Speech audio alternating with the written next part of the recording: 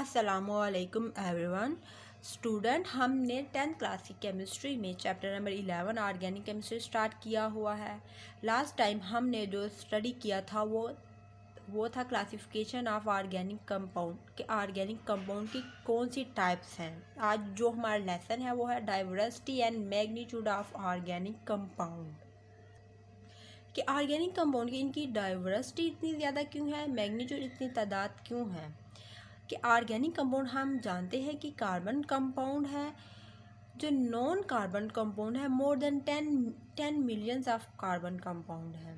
Due to following reason, इसकी कुछ reason है कि इनकी डाइवर्सिटी इतनी ज़्यादा क्यों है। फर्स्ट वन रीज़न है catenation, the ability of carbon atom to link with other carbon atom to form long chain and large ring.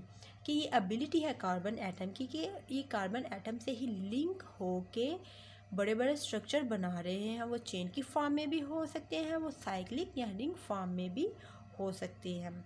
Catenation property करने की 2 बेसिक कंडीशन है कि वो एलिमेंट कैटिनेशन की प्रॉपर्टी शो करेगा। 2 basic condition for an element show catenation कि element having valency 2 or greater than 2 कि element की वैलेंसी 2 होगी या 2 से ज़्यादा होगी।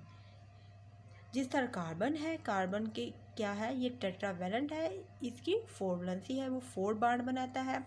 एक और कंडीशन है कि जो bond between same atom is strong कि अगर कोई एटम है वो अपने जैसे ही एटम से बॉन्ड बनाएगा तो वो ज़्यादा स्ट्रॉन्ग होगा। वो क्यों होगा, वो उसकी रीज़न है बॉन्ड एनर्जी कि जितनी ज़्यादा बॉन्ड एनर्जी होगी बॉन्ड इतना ही स्ट्रॉन्ग होगा, स्टेबल होगा। जितनी बॉन्ड एनर्जी कम होगी बॉन्ड जो केमिकल बॉन्ड है वो वीक होगा। अगर हम कार्बन कार्बन सिंगल बॉन्ड की बॉन्ड एनर्जी देखें वो है 355 किलो जूल पर मोल। इसी तरह कार्बन की दूसरे एटम ऑक्सीजन के साथ देखें तो वो एनर्जी है 351 किलो जूल पर मोल। 355 ये ज़्यादा एनर्जी है। इस तरह कार्बन कार्बन बॉन्ड ज़्यादा स्ट्रॉन्ग हो गया as compare to carbon oxygen bond. इसी तरह सिलिकॉन का देखें, सिलिकॉन भी क्या है, 4 ग्रुप का मेंबर है, कार्बन 4 ग्रुप का मेंबर है, इसकी भी 4 वैलेंसी है। मगर सिलिकॉन बॉन्ड एनर्जी देखी है वो 200 किलो जूल पर मोल है। और सिलिकॉन के ऑक्सीजन के साथ जो है बॉन्ड एनर्जी देखें तो वो है 452 किलो जूल पर मोल। मगर सिलिकॉन बॉन्ड एनर्जी कम है, सिलिकॉन ऑक्सीजन ज़्यादा है, तो इस तरह सिलिकॉन ऑक्सीजन बॉन्ड ज़्यादा स्ट्रॉन्ग होगा, बॉन्ड एनर्जी ज़्यादा होगी। मगर कार्बन जो बॉन्ड एनर्जी है एज़ कम्पेयर टू अदर, अगर कार्बन दूसरे किसी एटम के साथ बना रहा है बॉन्ड वो कम एनर्जी हो जाएगी। इस तरह कार्बन ज़्यादा बॉन्ड स्ट्रॉन्ग हो जाए।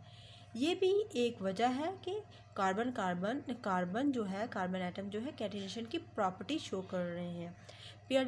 पीरियाडिक टेबल में ये एक वाहद एलिमेंट है जो कैटिनेशन की प्रॉपर्टी शो कर रहा है, क्योंकि जो सेम एटम के दरमियान जो है बॉन्ड एनर्जी ज़्यादा आ गई, बॉन्ड ज़्यादा स्ट्रॉन्ग हो गया। आगे जो है नेक्स्ट वन जो रीज़न है कि कार्बन कंपाउंड की डाइवर्सिटी इतनी ज़्यादा क्यों है, वो रीज़न है isomerism. It is a phenomena, ये एक फिनोमिना है जो कार्बन कंपाउंड शो कर रहे हैं। इसको कैसे डिफाइन करेंगे, it is a phenomena in which carbon compound having same molecular formula but different arrangement of atoms in their molecule और डिफरेंट स्ट्रक्चर फार्मूला। के आइसोमरिज्म में जो मॉलिक्यूलर फार्मूला है कार्बन कंपाउंड का या ऑर्गेनिक कंपाउंड का वो तो सेम है, मगर अरेंजमेंट ऑफ एटम डिफरेंट आ जाएगी। इसी की बेस पे उसका स्ट्रक्चर डिफरेंट हो जाएगा। जो कंपाउंड आइसोमरिज्म को शो कर रहे होंगे या इस फिनोमिना को शो कर रहे होंगे वो आइसोमर्स कहलाएंगे। आइसोमरिज्म को अंडरस्टैंड करने के लिए हम एक ऑर्गेनिक कंपाउंड या अल्केन का मेंबर लिखते हैं। 5 कार्बन कंपाउंड वो है पेंटीन, इसका मॉलिक्यूलर फार्मूला है C5H12।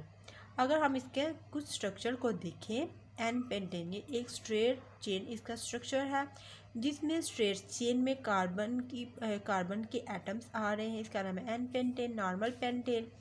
इसी तरह अगर ब्रांच चेन इसका स्ट्रक्चर देख लें वो है आइसोपेंटेन, क्योंकि स्ट्रेट चेन आ रही है और स्ट्रेट चेन में एक ब्रांच आ रही है, इसलिए आइसो इसके साथ नाम लगा दिया। इसी तरह जो नेक्स्ट वन इसका स्ट्रक्चर है वो है नियोपेंटेन, क्योंकि एक जो मेन स्ट्रेट चेन है उसके ऊपर 2 ब्रांचेस है, इसके लिए इसका नाम नियोपेंटेन। देखिए इसका इन तीनों का मॉलिक्यूलर फार्मूला तो सेम है, मगर जो इनका जो स्ट्रक्चर है वो डिफरेंट आ रहा है। ये स्ट्रेट चेन, ये ब्रांच चेन आ गया है, फिर एक जो इसकी मेन स्ट्रेट चेन है, ये मेन ब्रांच है, उसके ऊपर 2 ब्रांचेस, मेन जो इसकी कार्बन चेन आ रही है उसके ऊपर 2 ब्रांचेस लगी हुई है, इसका नियोपेंटेन है। स्ट्रक्चर डिफरेंट आ रहे हैं, क्यों आ रहे हैं? Due to different arrangement of atoms. इसी की ही बेस पे क्या है, ये जो डिफरेंट स्ट्रक्चर की ही बेस पे ये डिफरेंट प्रॉपर्टीज़ को शो करेंगे। जो नेक्स्ट वन रीज़न है वो है मल्टीपल बॉन्डिंग। जो कार्बन एटम है, कार्बन एटम इज टेट्रावेलेंट, मतलब ये 4 वैलेंसी इसकी होती है, ये 4 बॉन्ड बनाता है। कार्बन जो है मल्टीपल बॉन्डिंग शो कर सकता है। कार्बन अपने किसी दूसरे कार्बन एटम के साथ, किसी और एटम के साथ, वो ऑक्सीजन हो सकता है, वो नाइट्रोजन हो सकता है, वो सल्फर हो सकता है। अगर हम कार्बन कार्बन की बॉन्डिंग देखें, कार्बन कार्बन सिंगल बॉन्ड, तो उसका नाम क्या है? इथेन। ये एल्केन के मेंबर में हो रहा है। अगर हम डबल बॉन्ड देखें बिटवीन 2 कार्बन एटम, तो वह इथेन में हो रहा है। इथीन में, क्योंकि इथीन जो है वो अल्कीन का मेंबर है, इसमें डबल बॉन्ड आ रहा होता है।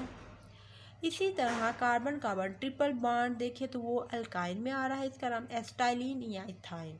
ये मल्टीपल बॉन्डिंग शो कर रहा है।